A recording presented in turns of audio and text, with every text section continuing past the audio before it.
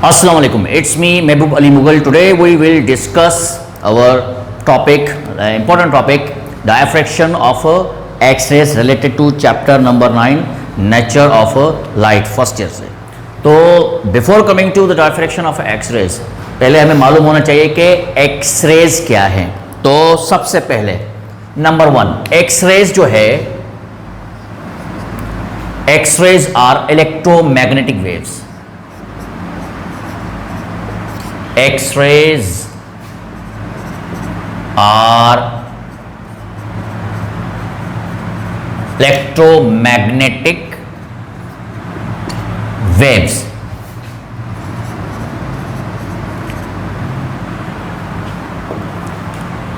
Just like आपके radio waves, microwaves, visible light rays, ultraviolet light raise. अब ultraviolet light raise के बाद जो आपका स्पेक्ट्रम आता है वो आता है एक्स रेज. इसकी फ्रीक्वेंसी जो है वो अल्ट्रावायलेट लाइट रेज से ज़्यादा है और इसकी वेवलेंथ जो है वो अल्ट्रावायलेट लाइट रेज से कम है, यानी next to ultraviolet light rays है. X rays were discovered by Williams K Roentgen, WK Roentgen. That's why it is also called R rays.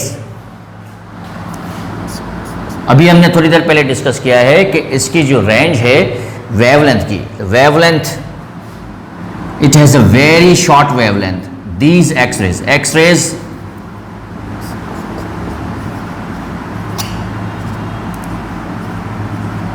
have very short wavelength.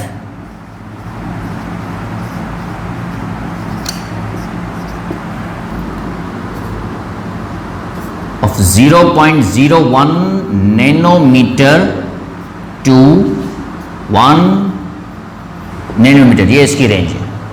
It has a very X-rays have very high frequency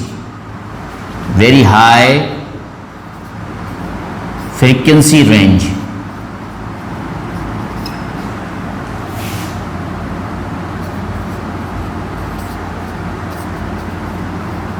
From 10 raised to power 16 hertz to 10 raised to power 18 hertz. X-rays have a very high energy.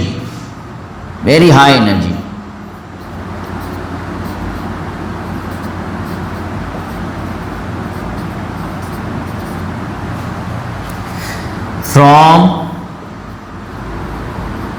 1 kilo electron volt to 100 kilo electron volt. तो हमने थोड़ी देर पहले ही discuss किया कि x raise की जो range है frequency या एनर्जी वाइज ये अल्ट्रावायलेट लाइट रेज से ज़्यादा है. तो that's why these rays are so penetrating. तो X rays are so penetrating.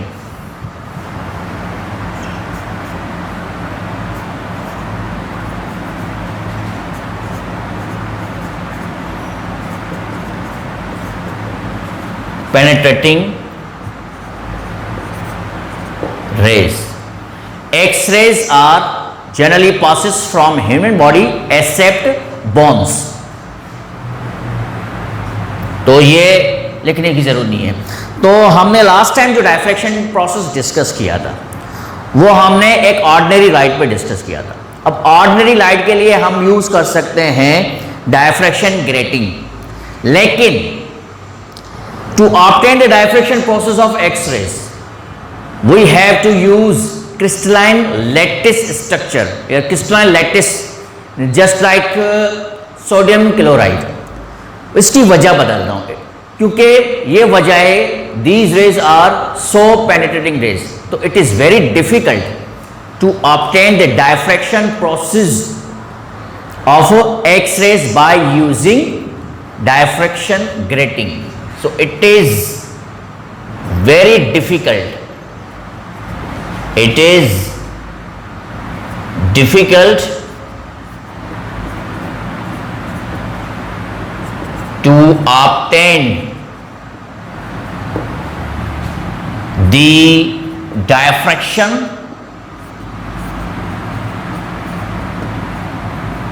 as well as interference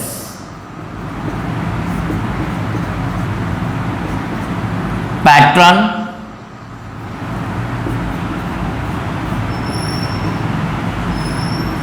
of X-rays by using diffraction grating, by using gratings और slit. तो हमें क्या करना चाहिए? To obtain the diffraction process we have to use crystalline lattice structure. अब crystalline lattice structure के बारे में हमें बताया है प्रोफेसर लॉयन ने, वो डिस्कस कर लेते हैं। तो according to professor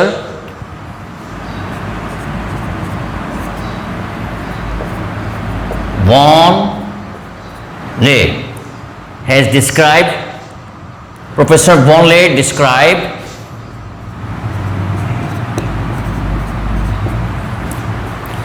the crystalline structure.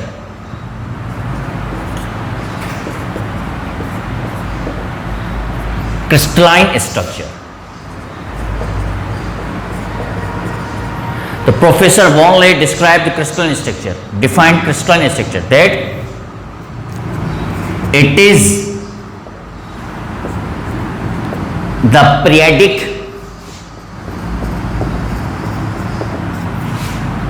and regular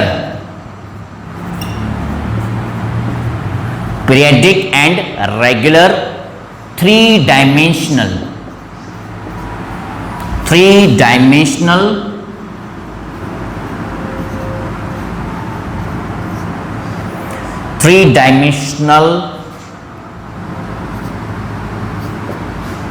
plane.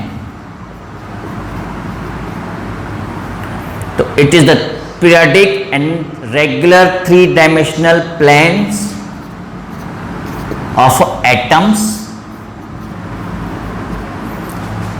or ions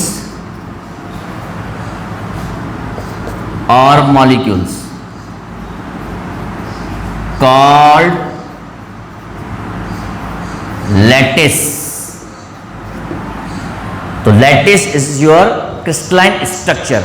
तो crystalline lattice when, अब इसकी जो thickness है, इसकी thickness जो है जिसको हम कहते हैं डायमेंशन, इसकी जो thickness है वो equivalent है to the wavelength of x rays, जो कि हमने डिस्कस किया नैनोमीटर्स में, 0.01 नैनोमीटर टू 1 नैनोमीटर। तो इसका मकसद ये है कि ये हमारी जो डायफ्रैक्शन की कंडीशन है जो कि हमने लास्ट टाइम डिस्कस किया था, वो कंडीशन जो है वो फुलफिल कर रही है। तो it is very easy to get, it is now to get diffraction process of x rays by using crystalline lattice structure.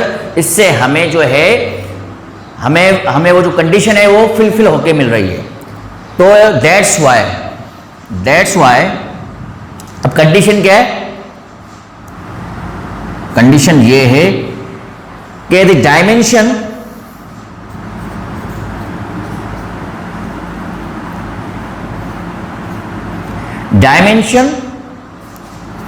और thickness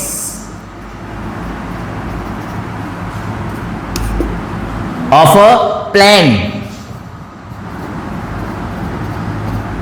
so of atoms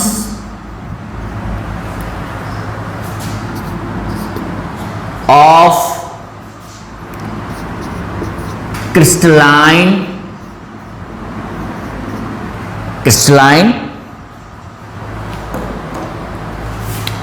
lattice.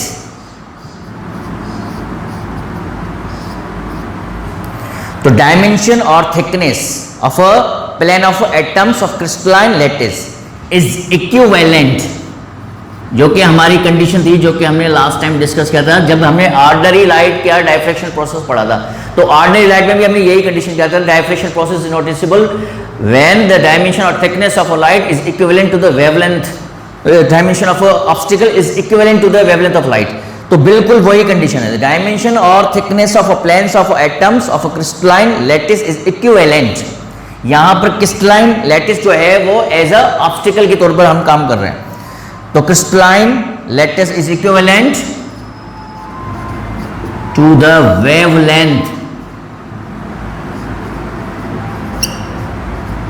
Wavelength of x rays.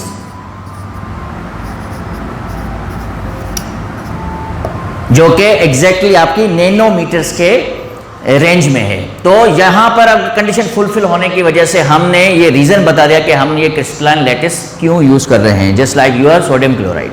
तो हमारे पास एग्जाम में question आता है, exam में question ये आता है कि how can you determine the diffraction process of X-rays, explain it. अगर ये हमारे पास एग्जाम में क्वेश्चन आ जाता है तो हमारे बच्चे जो है, बड़े स्टूडेंट जो है, बड़े आसानी से इसका आंसर दे सकते हैं। The diffraction process of X-rays can be obtained by using crystalline lattice या crystalline structure, crystalline surface। इसका रीजन कोई रीजन होगा, because the space between the atoms of a crystalline surface is equivalent to the wavelength of X-ray। ये इसका reason है। ये आपका जो है क्वेश्चन जो आपका रीजन का था उसमें आपने ये जवाब दे दिया। अब आ जाता है आपके पास इससे रिलेटेड एक क्वेश्चन आ जाता है, how can you drive Bragg's equation related to diffraction of x rays. तो अब हम ड्राइव करने जा रहे हैं Bragg's equation.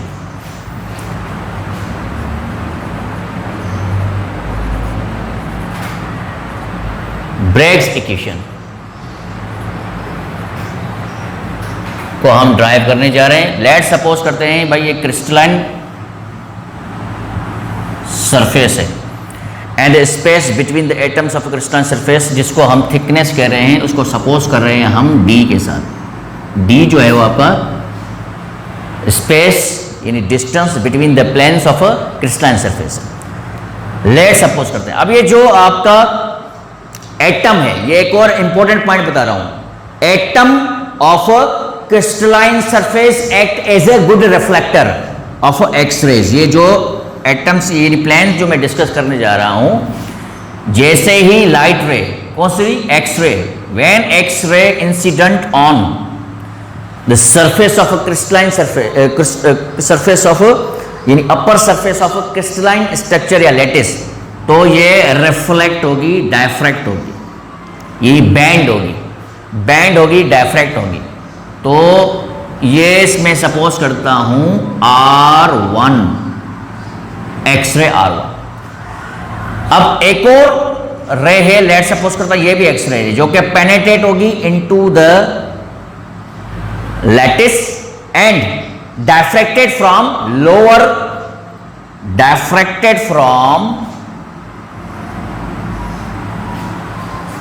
Lower surface of lattice. तो ये आपके R1 कहलाती है, यानी ये आपका हो गया R2। तो ये दो जो रेज है एक्स-रेज, ये है डायफ्रैक्टेड एक्स-रेज, डायफ्रैक्टेड एक्स-रेज। ये आपकी हो गई इंसिडेंट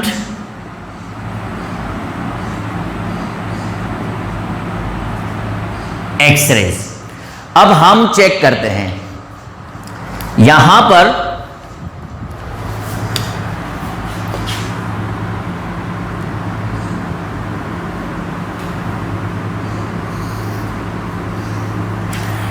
अब यहां पर जो मैंने स्पेस है between the planes of lattice यानी एटम्स ऑफ लैटिस, जो कि हमने सपोज किया है d,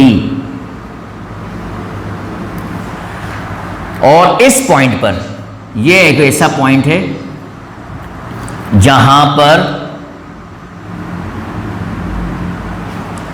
ये दूसरा पॉइंट फिगर के हिसाब से, जहां पर आपकी दोनों रेस R1 और R2 इनका पाथ जो है वो इक्वल है, बजाय आपको इक्वल नजर आ रहा है। यानी R1 R2 का पाथ जो है वो इस पॉइंट पर, यानी इसको मैं सपोज करता हूं A, ये पॉइंट हो गया B, ये पॉइंट हो गया C, और इस पॉइंट को हम कहते हैं D।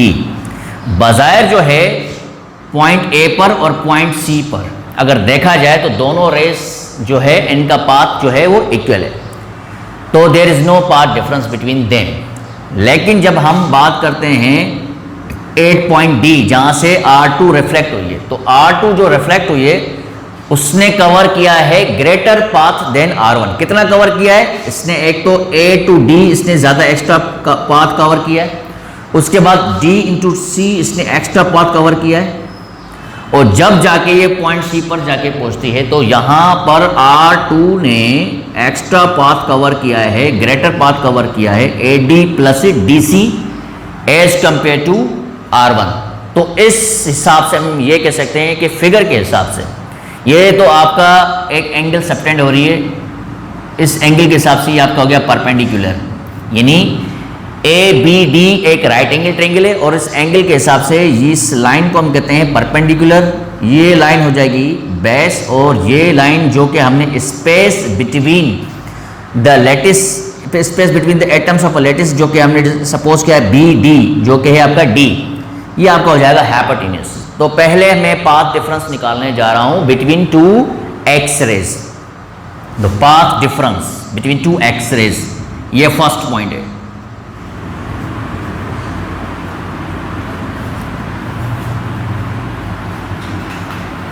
Path difference between two x raise.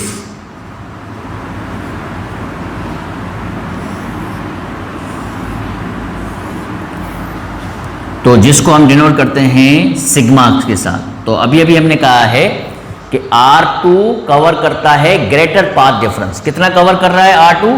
AD plus DC, इस फिगर के हिसाब से AD प्लस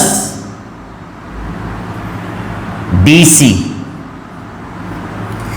तो इतना पाथ डिफरेंस आ रहा है इन दोनों लाइट यानी एक्स रेज में R1 और R2। तो सबसे पहले मुझे यूज करना पड़ेगा टू फाइंड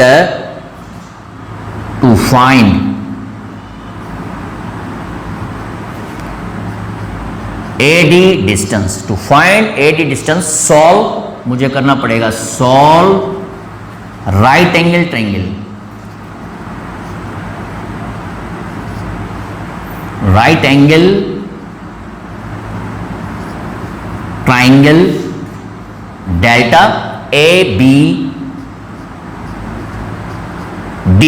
अब मैं इसको सॉल्व करता हूं तो मुझे साइन रेशियो मिलेगा।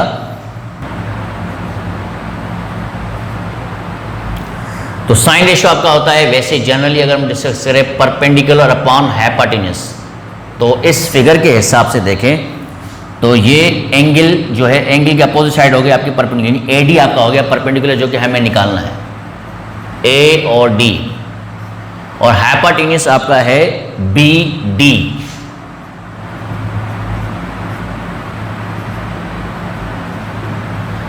अब इसके जरिए आपको ये पाथ डिफरेंस निकालना है। तो आ जाते हैं, पहले हमें मालूम करना है सबसे पहले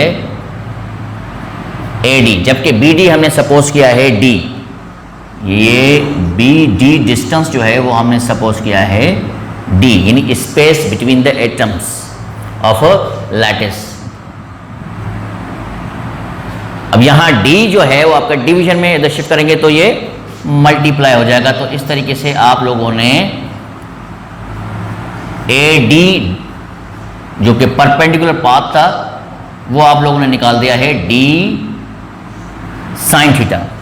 लेकिन हमें पता है जितना डिस्टेंस AD है उतना ही डिस्टेंस DC है। AD फिगर के हिसाब से चेक करते हैं, जितना डिस्टेंस AD है उतना ही DC है। तो DC जो है वो भी आपका D साइन थीटा ही होगा। इन दोनों वैल्यूज को मैं पुटअप कर देता हूं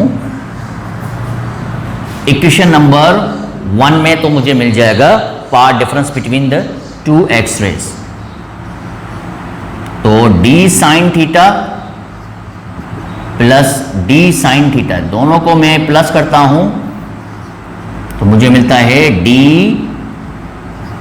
2D साइन थीटा। ये आपकी होगी इक्वेशन नंबर 2। ये मैंने पार्ट डिफरेंस निकाला है बिटवीन टू एक्सरेज। अब हम निकालने जा रहे हैं कि डायफ्रैक्शन प्रोसेस के तहत आपको जारी बात है zeroth order bright image, first order bright image, second order bright image, third order bright image, nth order bright image मिलेगी ऑन स्क्रीन। तो वो हम निकालने जा रहे हैं किसकी एक्सरेज की। तो पहले यानी इसका मकसद है ये जो दो रेज आपस में इंटरफेयर करेंगी, जो कि डायफ्रैक्ट होकर इंटरफेयर करेंगी, और because of interference they produce constructive as well as destructive interference because of interference these x-rays can be produced on screen in the form of bright and dark bands। तो पहले हमें जो image मिलेगा वो zeroth order image हम पहले निकालेंगे, फिर फर्स्ट ऑर्डर इमेज निकालेंगे, सेकंड ऑर्डर इमेज निकालेंगे। तो पहले मैं निकालने जा रहा हूँ first order image. First order image of X-rays on screen।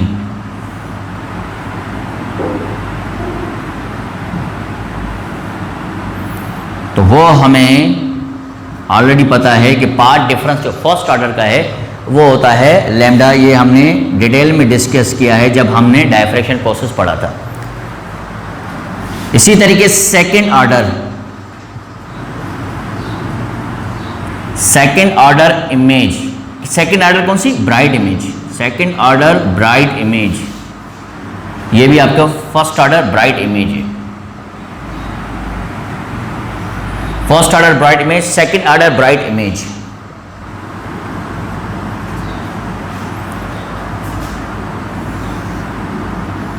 obtained second order bright image obtained due to the diffraction। ये पूरा मैं लिख लेता हूँ, शायद ये आपको वर्डिंग समझ में नहीं आया तो मैंने नीचे बता दिए। सेकंड ऑर्डर या first order image obtained due to the diffraction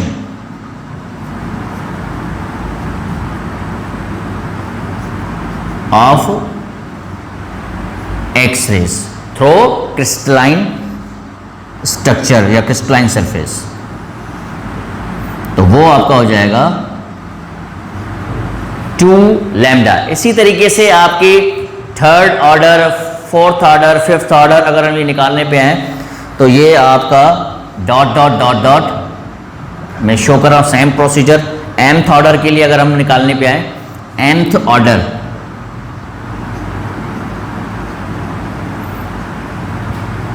of a bright image,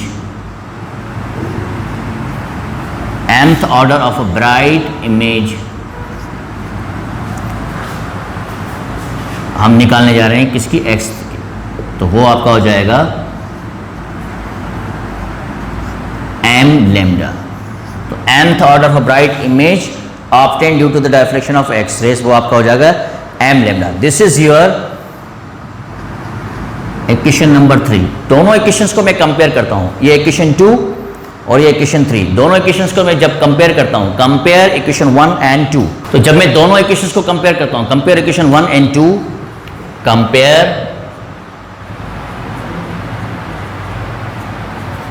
equation 1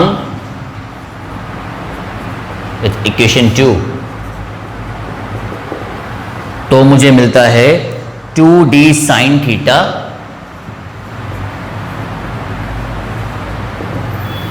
ये पार्ट डिफरेंस है बिटवीन टू एक्सरेज, और उसकी वजह से, उस डायफ्रैक्शन की वजह से दे बोथ R1 R2 यानी एक्सरेज जो कि डायफ्रैक्शन के बाद इंटरफेयर हुई हैं एंड प्रोड्यूस किया है mth ऑर्डर इमेज, तो वो है आपका m लैम्डा। तो इस इक्वेशन को हम कहते हैं ब्रैग्स इक्वेशन। यहां पर D शो करता है स्पेस बिटवीन द एटम्स और planes of atoms of lattice यानी इस क्रिस्टलाइन सरफेस। थीटा जहां पर आपकी एक्सरेज डेविएट हुई है फ्रॉम सरफेस से 1 और 2, एम आपका ऑर्डर ऑफ इमेज है और लैम्डा आपकी वेवलेंथ ऑफ एक्सरेज है। Thank you.